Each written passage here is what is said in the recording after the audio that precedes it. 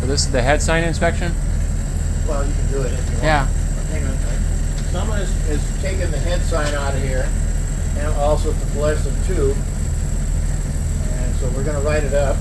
We're going to put it on night and see if the lights. There we go. The incandescent lights. Some work, some don't. So.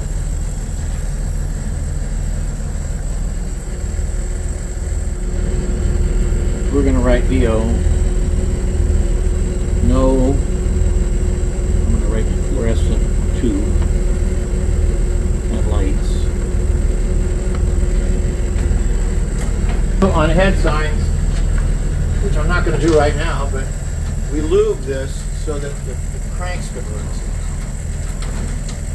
Oh, yeah. But we're not going to do that now because we have to come back in here and do more work.